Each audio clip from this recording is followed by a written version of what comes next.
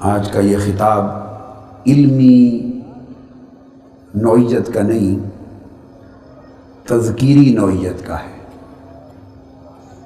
تاکہ اس سے تاثیر آپ لیں، اثر لیں اور موٹیویٹ ہوں اور واپس جا کر حلقات درود کے قیام کا آغاز کر دیں۔ آقا علیہ الصلوۃ والسلام پر درود اور درود و سلام، کل رات میں نے آپ کو بتایا کہ یہ اللہ کا ذکر ہے، یہ اللہ کا ذکر ہے اور یہ اللہ کی سنت ہے، اور یہ واحد ایک ایسا عمل ہے اور واحد عبادت ہے جو بندہ کرتا ہے حضور علیہ الصلوۃ والسلام پر درود و سلام پڑھ کر تو اللہ کی سنت پر عمل پیرا ہوتا اور اللہ کے ساتھ عمل میں شریک ہوتا ہے۔ اور اللہ رب العزت نے واحد یہ عمل ہے جس کا امر یعنی حکم دینے سے پہلے اپنے کرنے کی خبر دی ہے۔ واحد عمل ہے جس کے کرنے کا امر دینے، حکم دینے سے پہلے اپنے کرنے کی خبر دی کہ میں نبی صلی اللہ علیہ وآلہ وسلم پر، یعنی بے شک اللہ تعالیٰ خود درود بھیجتا ہے، میں بھیجتا ہوں اور میرے ساتھ سب ملائکہ بھیجتے ہیں۔ پہلے دو خبریں دی ہیں، ہم بھیجتے ہیں، میں بھیجتا ہوں، اس کے بعد امت کو حکم فرمایا ایمان والو تم بھی بھیجا کر، یعنی میرے ساتھ اس سنت میں شریک ہو جاؤ۔ اور اللہ تعالیٰ اپنے ساتھ کسی کو شریک نہیں ہونے دیتا، یہ اس کی توحید کا تقاضا ہے۔ ایک اپنے محبوب پر درود و سلام کا ایسا عمل ہے کہ ہر ایک کو دعوت دیتا ہے کہ میرے ساتھ شریک ہو جاؤ۔ اس لیے گوشہ درود قائم کیا گیا۔ اس کے لیے جو پہلی حدیث، چند احادیث سناؤں گا اور چند ائمہ تابعین اور تبع تابعین کی مرویات، واقعات اور منامات سناؤں گا، تھوڑے سے مختصر سی بات کرنی، جس سے آپ کو تھوڑا جلا نصیب ہو ایمان میں اور ذوق میں، اور آپ میسج لے کر جائیں۔ پہلی حدیث جسے امام احمد بن حنبل نے روایت کیا، امام ابن ابی شیبہ انہوں نے روایت کیا۔ یاد رکھ لیں، امام احمد بن حنبل اور امام ابن ابی شیبہ، ابو بکر بن ابی شیبہ، یہ دونوں امام بخاری، امام مسلم دونوں کے شیخ ہیں۔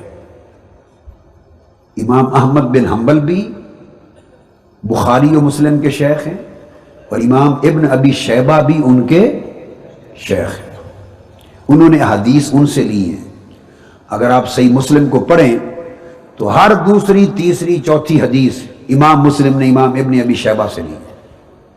اول تا آخر پوری صحیح مسلم پڑھیں، ہر تیسری چوتھی حدیث میں آپ کو ملے گا کہ امام مسلم نے ان سے لی ہے۔ اتنے بڑے وہ شیخ اور معتمد ہیں ان کے، جن کی روایات سے امام مسلم نے اپنی الجامع الصحیح مسلم شریف بھر دی ہے، ان کی اپنی ثقافت کا اور امامت کا عالم کیا ہوگا۔ اسی طرح امام بخاری اور امام احمد بن حنبل ان کے شیخ ہیں۔ قربان جائیں احمد بن حنبل کے نصیب پر، کتنے زاہد اور کتنے عابد امام، کہ امام بخاری جاتے تو تب بھی ان کے گھر ٹھہرتے۔ 12 مرتبہ گئے بغداد میں، امام احمد بن حنبل کے گھر ٹھہرتے۔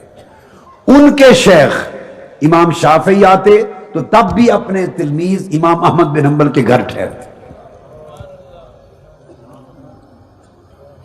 پھر آپ کے ہاں بھی برکتوں والے لوگ نظر آئیں یا نہ آئیں، برکتوں والے آئیں گے، آپ اپنے گھر کو ایسا برکت والا بنائیں تو صحیح۔ یہ ضروری نہیں ہوتا کہ نظر بھی آئیں، ملائکہ آپ کے ساتھ بیٹھے ہیں، ہزاروں لاکھوں ملائکہ بیٹھے ہیں۔ کسی اہل علم سے پوچھیں، کوئی اس کا انکار کر سکتا ہے؟ جہاں اللہ کا ذکر ہو، اللہ کے رسول کا ذکر ہو، قرآن کا ذکر ہو، مجلس سے ذکر ہو، درود پاک کی مجلس ہو، اللہ پاک نے لاکھوں کروڑوں ملائکہ بنائے ہی اسی مقصد کے لیے، ان کا اور جاب اور کاروبار اور روزگار اور ان کا کوئی اور کام ہی نہیں ہے، صرف ذکر اور درود کی مجلس سے تلاش کرتے ہیں، جہاں مل جائے وہاں بیٹھ جاتے ہیں۔ متفق علیہ حدیث۔ اب اس کا کون انکار کرے گا؟ کون انکار کرے گا؟ بولی ان ملائکہ کا اور کام ہی، اور کوئی کہیں گی نہیں بیٹھے تو اور کیا کریں، کام ہی کوئی نہیں۔ وہ بنائے اسی کام کے لیے ہیں۔ یلتمسون فی الطرق، رستوں میں گھومتے ہیں، علاقوں میں جاتے ہیں، جہاں اہل ذکر کی مجلس ملتی ہے بیٹھ جاتے ہیں، جہاں درود پاک کی مجلس، درود پاک کے لیے بھی فرمایا سیاحین فی الارض، گھومتے ہیں جہاں حضور پر درود و سلام کی مجلس ملتی ہے، ان درود پڑھنے والوں کے ساتھ بیٹھ کے درود پڑھنے لگ جاتے ہیں۔ آپ کو نظر تو نہیں آتے؟ کوئی کہے جی وہ یہ کیسے مان لیں نظر نہیں آتے؟ اسی طرح مان لیں جیسے کرامن کاتبین کو مان رکھا ہے، 24 گھنٹے آپ کے کندھوں پر بیٹھے ہیں، نظر آئے ہیں کبھی؟ کیوں مانتے ہیں؟ آپ کے کندھوں پر بیٹھے ہیں، نظر آئے؟ مانتے ہیں کہ نہیں مانتے؟ 24 گھنٹے بیٹھے ہیں، ڈیوٹی بدلتی ہے، کرامن کاتبین بیٹھتے ہیں نا، بغیر دکھائی دیے، کیسے مانا ہے؟ آقا علیہ السلام نے خبر دی ہے۔ سو اس کی بھی آقا علیہ السلام نے خبر دی ہے، جہاں اللہ کا ذکر اور حضور علیہ السلام پر آقا نے فرمایا مجھ پر درود کے لیے لوگ مجلس منعقد کرتے ہیں، وہاں ہزارہ ملائکہ بیٹھ جاتے ہیں پروں سے پر جوڑ کر، اور آپ کی مجلس سے لے کے آسمان دنیا تک فضا بھر جاتی، یہ ساری فضا ملائکہ سے پوری۔ امام قاضی اسماعیل بن اسحاق القاضی، یہ انہوں نے آقا علیہ السلام پر صلاۃ و سلام کی فضیلت میں کتاب لکھی، اور یہ آپ حیران ہو جائیں گے سن کر، یہ ان تاریخ اسلام میں اور آقا علیہ الصلوۃ والسلام کی امت میں ان پہلی کتابوں میں سے ہے، ابتدائی امت میں تاریخ میں سب سے پہلی جو درود و سلام کی فضیلت پہ لکھی گئی، ان اول امہات الکتب میں سے ہے، اور یہ امام بخاری کے ہم زمانہ ہے۔ امام بخاری پیدا ہوئے 194 ہجری میں، کس میں؟ 194 ہجری میں۔ امام اسماعیل بن اسحاق القاضی یہ پیدا ہوئے 199 ہجری میں، 5 سال بعد، ایک زمانہ ہے۔ امام مسلم سے بھی پہلے پیدا ہوئے، تو یہ امام بخاری اور مسلم کے معاصر ہیں۔ تو یہ کتاب چھپی نہیں تھی پہلے، ان کی کتاب پہلے چھپی نہیں تھی، تو میرے پاس جو نسخہ ہے یہ جب دنیا میں پہلی بار چھپی ہے یہ کتاب، پوری تحقیق کے بعد، تو یہ طبع اولیٰ پہلا نسخہ ہے میرے ہاتھ میں۔ اس کے حوالے کل امام دیتے تھے۔ امام ابن القیم نے جب اپنی کتاب لکھی جلاء الافہام درود و سلام کی فضیلت میں، وہ ان کے حوالے دیتے تھے۔ حافظ ابن کثیر اپنی تفسیر ابن کثیر میں جگہ جگہ جب درود و سلام کی، خاص طور پر اس آیت کریمہ کے تحت جتنے احادیث کوٹ کرتے، ان کے حوالے سے ان کی روایت کوٹ کرتے۔ اسی طرح امام ابن حجر المکی الدر المندود میں آقا علیہ السلام کے صلاۃ و سلام کی فضیلت میں پوری کتاب لکھی، وہ ان کے حوالے دیتے، ان کی روایت دیتے۔ یہ صاحب قاموس امام مجد الدین محمد بن یعقوب الفیروز آبادی، انہوں نے الصلاۃ والبشر کتاب لکھی درود و سلام کی فضیلت میں، ان کی روایتیں لی اور ان پر اعتماد کیا۔ امام سخاوی جو حدیث اور اصول حدیث کے امام ہیں، القول البدیع لکھی، ان پر اعتماد کر کے ان کی روایات لی۔ الغرض ہر لکھنے والا امام ان پر اعتماد کر کے ان کی روایت کوٹ کرتا تھا۔ اس وقت مخطوطات تھے، اب یہ اصل کتاب چھپ گئی، تو انہوں نے اپنے طریق سے یہ اپنی سند سے حدیث لی۔ امام ترمذی نے اپنے طریق سے، امام احمد بن حنبل نے اپنے طریق سے، ابن ابی شیبہ نے اپنے طریق سے، ہر امام نے الگ طریق سے۔ اتنی کثیر طرق کی حامل یہ حدیث ہے صحیح۔ حضرت ابی بن کعب رضی اللہ تعالیٰ عنہ اس حدیث کے راوی ہیں۔ کون؟ ابی بن کعب رضی اللہ تعالیٰ عنہ۔ وہ فرماتے ہیں وہ رات آقا علیہ السلام کی بارگاہ میں خدمت کے لیے وہاں گزارتے تھے۔ فرماتے ہیں کہ آقا علیہ السلام جب 2/3 رات گزر جاتی، رات کے آخری حصے میں اٹھ کر آواز دیتے قرآن مجید کی اس آیت کریمہ کے ذریعے، جاءت الراجفہ تتبعها الرادفہ، پھر فرماتے جاء الموت بما فیہ، لوگوں موت کا وقت آ گیا، قیامت کا نکارہ بج رہا ہے، قیامت قریب آ پہنچی۔ اپنے گھر والوں کو اس آیت کریمہ اور پیغام کے ذریعے اٹھاتے پچھلی رات، جب اٹھا دیتے تو عرض کرنے لگے حضرت ابی بن کعب رضی اللہ تعالیٰ عنہ، ایک رات آقا علیہ السلام نے جب سب کو اٹھایا تو میں تو جاگ ہی رہا تھا، تو میں نے عرض کیا یا رسول اللہ صلی اللہ علیہ وآلہ وسلم انی اصلی من اللیل فاجعل لک ثلث صلاتی، ثلث صلاتی، یا رسول اللہ میں رات کو نوافل پڑھتا ہوں، پھر میں دعائیں کرتا ہوں، آپ پر درود پاک پڑھتا ہوں، دعا کرتا ہوں، ذکر اذکار کرتا ہوں، اور میں فاجعل لک ثلث صلاتی، اپنی دعاؤں کا اور ذکر اذکار کا ایک تہائی حصہ آپ کے درود و سلام کے وقف کے لیے وقف کرتا ہوں، ایک تہائی حصہ، جتنا وقت میں عبادت کرتا ہوں اس میں ایک تہائی صرف درود و سلام پڑھتا ہوں۔ آقا علیہ السلام نے فرمایا قال رسول اللہ صلی اللہ علیہ وسلم الشطر، قال فاجعل لک شطر الصلاۃ۔ اور دوسری روایت میں انہوں نے پوچھا یا رسول اللہ یہ اتنا میں کرتا ہوں کیا کافی ہے؟ تو آقا علیہ السلام نے فرمایا، انہوں نے عرض کیا کہ آپ نے فرمایا انہوں نے کہا آدھا کر لوں، آدھا وقت کر لوں، میں ایک تہائی کرتا ہوں، کیا آدھا وقت کر لوں؟ پہلے ایک تہائی پوچھا، آقا نے فرمایا ان شئت، جیسے چاہے، مگر فَإِن زِدْتَ فَهُوَ خَيْرٌ لَكَ، اگر اور بڑھا لے تو تمہارے لیے بہتر ہوگا، تمہارے لیے بہتر ہوگا، میں تو محتاج نہیں ہوں، تمہارے لیے بہتر ہوگا۔ انہوں نے عرض کیا یا رسول اللہ اجعل نصف صلاتی لک، آدھا وقت آپ کے لیے کر دیتا ہوں، دعا آپ کے درود و سلام کے لیے کافی ہے؟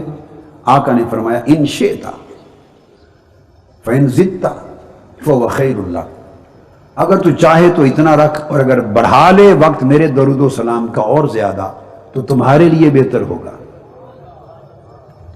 عرض کیا اجعل ثلثی صلاتی لک، یا رسول اللہ میں آپ کے لیے اب آپ کے درود و سلام کا وقت 2/3 کر دیتا ہوں، 2/3، الثلثان وفی روایت، 2/3 کر دوں، کافی ہے؟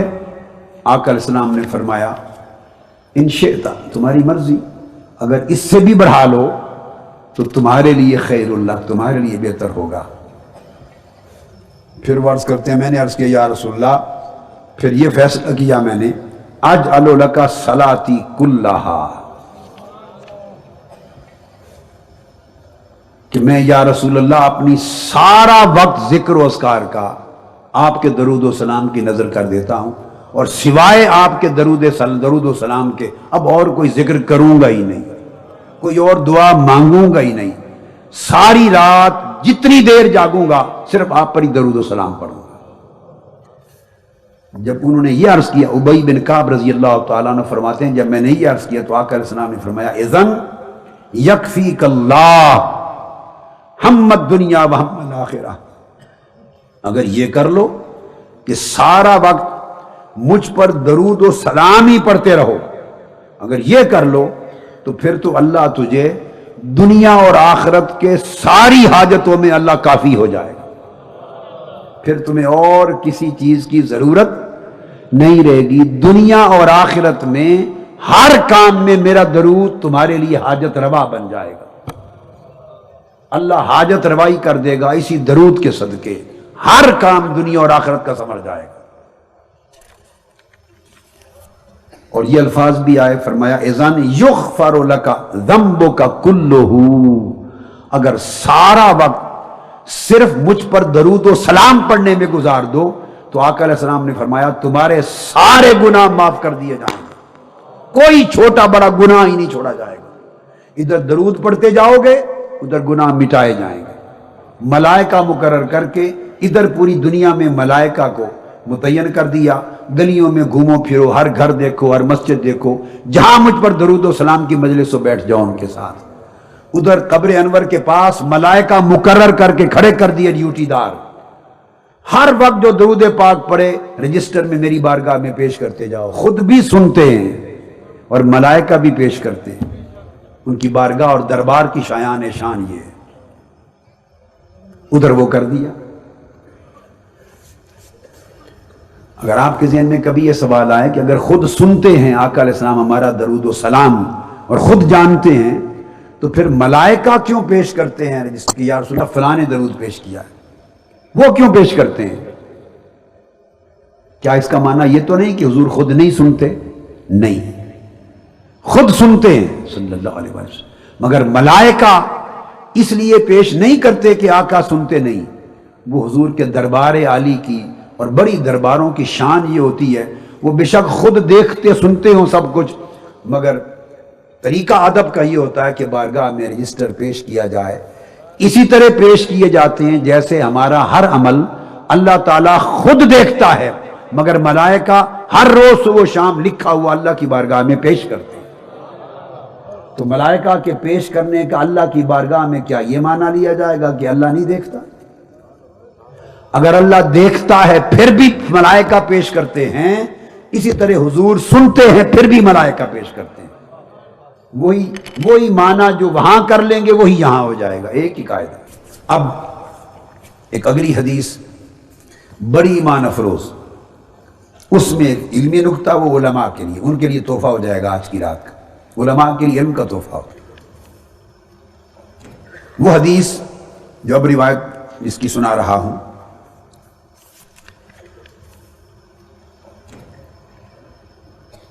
وہ بھی حدیث صحیح ہے، وہ بھی حدیث صحیح ہے۔ اسے حضرت ابو ہریرہ رضی اللہ تعالیٰ عنہ نے بھی روایت کیا، اور میں روایت سنا رہا ہوں سیدنا حسن مجتبیٰ سے۔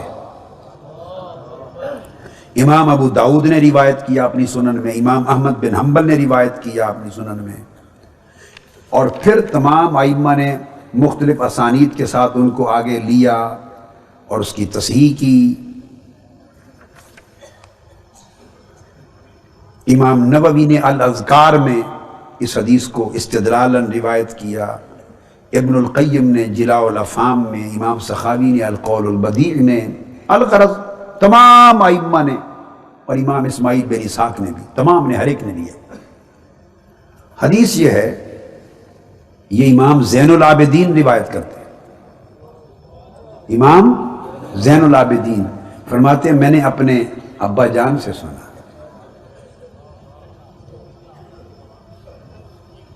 اور انہوں نے اپنے ابا جان سیدنا علی المرتضیٰ سے سنا، یہ طریق اہل بیت سے ہے، اور دیگر صحابہ سے بھی مروی ہے یہ حدیث، اس کے مختلف طرق ہے، مختلف صحابہ نے، امام احمد بن حنبل نے، دیگر ائمہ نے۔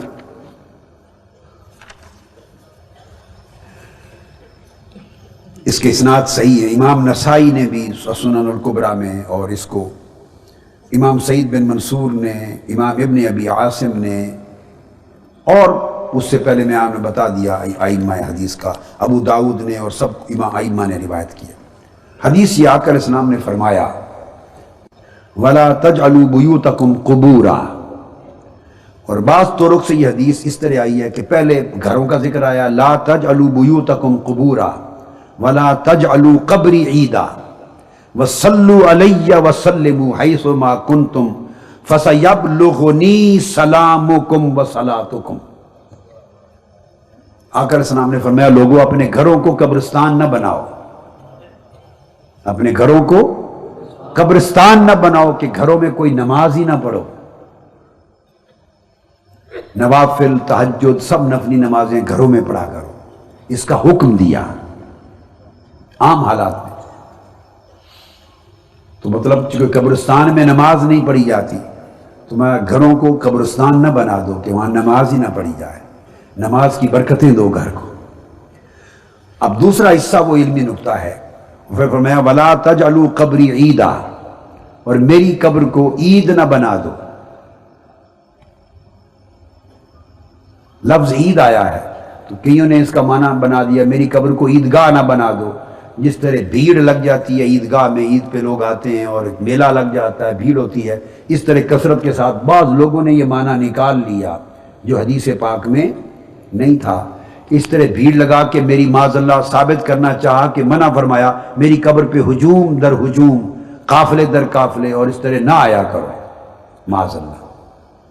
آقا علیہ السلام کے فرمان کا نہ یہ معنی اور منشا تھا نہ ہے، یہ منشا نہیں، بلکہ دراصل اس کا معنی یہ ہے لا تجعلوا قبری عیدا، عید عاد یعود سے ہے، اور عید کہتے ہیں اس دن کو جو سال کے بعد پلٹ کر آئے۔ عید کہتے ہیں اس دن کو، بولیے، جو سال کے بعد پلٹ کر آئے اور پورے 12 مہینے درمیان میں نہ آئے۔ تو آقا علیہ السلام نے فرمایا میری قبر کو، میرے مزار کو عید نہ بنا دو کہ سال کے سال آیا کرو اور پورے 12 مہینے حاضری نہ دو،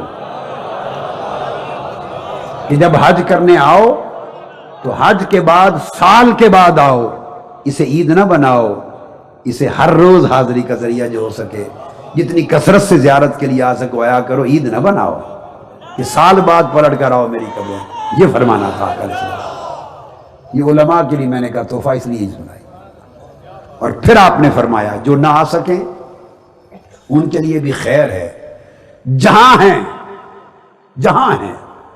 درود و سلام کی غفلت نہ کریں کہ وہاں جائیں گے تو پڑھیں گے، نہیں، جہاں کہیں ہو صلو علی وسلموا حیث ما کنتم، دنیا میں جہاں کہیں بھی ہو مجھ پر درود بھی پڑھا کرو، سلام بھی پڑھا کرو۔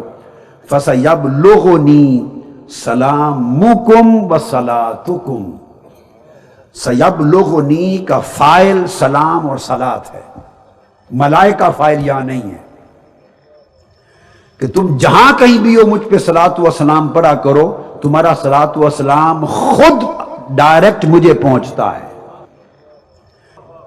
خود پہنچتا ہے بغیر فرشتوں کے ذریعے۔ جب ملائکہ کے ذریعے پہنچایا جاتا ہے، بات کو سمجھیں، وہاں حدیث کے لفظ آتے ہیں یبلغونی من امتی السلام، وہاں باب تفعیل سے ذکر کیا گیا ہے۔ یہ بات بڑی توجہ کی بات ہے، باب تفعیل تبلیغ سے، یبلغونی کہ ملائکہ مجھے سلام پہنچاتے ہیں۔ ان للہ فی الارض ملائکۃ سیاحین یبلغون من امتی السلام، اللہ تعالیٰ نے روئے زمین پر اتنے ہزاروں لاکھوں ملائکہ مقرر کر رکھے ہیں جو گھومتے رہتے ہیں، اور جہاں جہاں میرا امتی مجھ پہ درود و سلام پڑھتا ہے وہ اس کا سلام مجھے پہنچاتے ہیں۔ تو دونوں طریقوں سے ہے، جہاں ملائکہ کے ذریعے جاتا ہے وہاں یہ لفظ آتا ہے یبلغونی، یبلغ، بلغ یبلغ تبلیغاً، باب تفعیل سے، وہاں تبلیغ کے مصدر سے فرمایا، یا اس طریق سے فرمایا، یا فرمایا دو باتیں، ان صلاتکم معروضۃ علیہ، کہ تمہارا صلاۃ اور سلام مجھ پر پیش کیا جاتا ہے۔ یہاں صلاۃ مفعول ہو گیا، صلاۃ اور سلام کیا مفعول ہو گئے، ملائکہ پیش کرنے والے فاعل بن گئے۔ یا فرمایا کہ وہ پہنچاتے ہیں، یا فرمایا کہ وہ مجھ پر پیش کیا جاتا ہے۔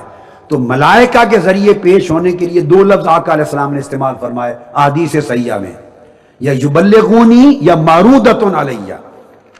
اب میں الگ حدیث بتا رہا ہوں، باب ابلاغ سے، بالغہ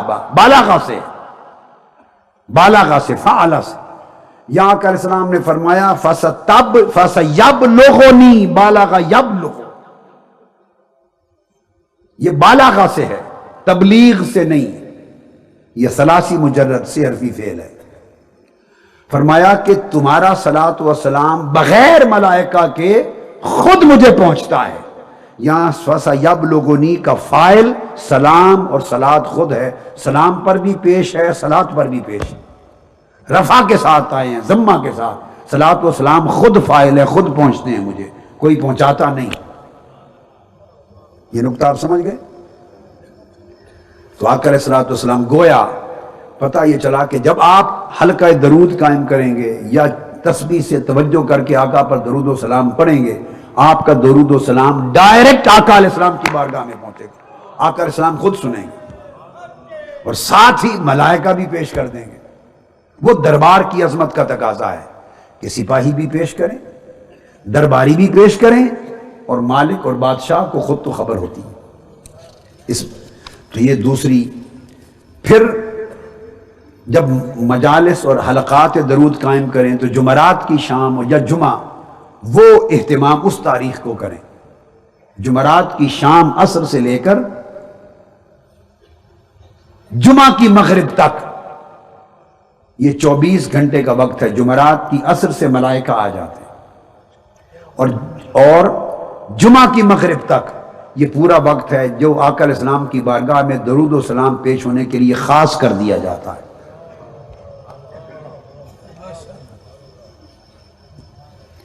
آپ نے فرمایا ان من افضل ایامکم یوم الجمعہ فی خلق آدم وفی قبض وفی النفخ وفی الصعق فاکثروا علی من الصلاۃ۔ جمعہ کا دن افضل دنوں میں سے ہے۔ فرمایا جمعہ کے دن کثرت سے درود و سلام کیا کرو، کثرت کیا کرو، کہ یہ وہ دن ہے فإن صلاتکم معروضۃ علی، اس دن بطور خاص تمہارے درود و سلام مجھے پیش ہوتے ہیں۔ تو صحابہ کرام نے عرض کیا یا رسول اللہ کیف تورد علیک صلاتنا وقد ارمت، یا رسول اللہ جب آپ کا وصال ہو جائے گا، جب آپ کا وصال ہو جائے گا تو اس وقت درود و سلام ہمارے آپ پر کیسے پیش کیے جائیں گے؟ یہ سنن ابی داؤد کی حدیث صحیح ہے، صحاح ستہ کی حدیث صحیح، اس کے سب رجال صحیح ہیں اور یہ حدیث صحیح ہے۔ اس کو امام احمد بن حنبل نے بھی روایت کیا، امام ابن ابی شیبہ نے، امام ابن ابی عاصم نے، امام ابو داؤد نے سنن ابی داؤد میں، امام نسائی نے، امام دارمی نے، امام ابن ماجہ نے، امام ابن خزیمہ نے، امام حاکم نے، امام ابن حبان میں، امام بہقی نے، امام طبرانی نے اور امام نووی نے الاذکار میں اس کو بیان کیا۔ کل ائمہ حدیث نے اپنے اپنے طریق سے بیان کیا اس حدیث صحیح کو، کہ صحابہ کرام نے پوچھا یا رسول اللہ اس میں حضور کی حیات کا مسئلہ آ جاتا ہے، نفس سری سے حیات النبی صلی اللہ علیہ وسلم۔ عرض کیا یا رسول اللہ جب آپ کا وصال ہو جائے گا اس وقت کیسے ہمارے درود و سلام پیش کیے جائیں گے؟ آقا علیہ السلام نے جواب دیا ان اللہ حرم علی الارض ان تاکل اجساد الانبیاء، اللہ تعالیٰ نے زمین پر حرام کر دیا ہے کہ وہ انبیاء کے جسموں کو کھائے۔ اس حدیث کی نص سے صحیح اور نص سے صریح نے یہ بات بغیر شک و شبہ کے ثابت کر دی کہ آقا علیہ السلام اور انبیاء کی حیات وصال کے بعد نہ صرف روحانی ہوتی ہے بلکہ جسمانی بھی ہوتی ہے۔ حدیث ہے صحیح، حرم علی الارض ان تاکل اجساد الانبیاء۔ یہ اتنے ائمہ نے یہ باب باندھا اور بیان کیا۔ اور پھر آقا علیہ السلام نے یہ بھی فرمایا، امام حسن رضی اللہ تعالیٰ عنہ روایت کرتے ہیں لا تاکل الارض جسد من کلمہ روح القدس، جس سے جبرائیل امین کلام کر لے، یعنی اللہ کی وحی جس کو پہنچا دے، اس جسم کو زمین نہیں چھوتی، اس کو زمین نہیں کھاتی۔ مطلب ہے جسے اللہ مرتبہ نبوت پہ فائز کر دے اسے زمین نہیں پہنچا کھاتی۔ تو آقا علیہ السلام نے یہ برکتیں باقی تو آپ نے سن رکھی ہیں کہ نیکیاں بھی ملتی ہیں، درجات بھی ملتے ہیں، گناہ بھی معاف ہوتے ہیں۔ آقا علیہ السلام خود بھی جواب دیتے ہیں، آقا علیہ السلام خود بھی جواب دیتے ہیں، اور خود جواب دینا درود و سلام کا یہ بھی حدیث صحیح ہے اور سیاستہ میں سنن ابی داؤد میں آئی ہے، باب زیارت القبور ابو داؤد شریف میں، اور مسند احمد بن حنبل میں بھی ہے، اور امام بہقی کی سنن کبریٰ میں بھی ہے، شعب الایمان میں بھی ہے، طبرانی میں بھی ہے، کنز العمال، ہر امام نے پھر اپنے اپنے طریق سے اس کی روایت کی۔ حدیث صحیح۔ ابو ہریرہ رضی اللہ تعالیٰ عنہ راوی ہیں ان رسول اللہ صلی اللہ علیہ وسلم قال ما من احد یسلم علی الا رد اللہ علی روحی حتی ارد علیہ السلام، کوئی مسلمان روئے زمین پر کائنات ارضی میں کوئی مسلمان ایسا نہیں ہے جو مجھ پر درود و سلام پڑھے اور میں اس کا جواب نہ دوں۔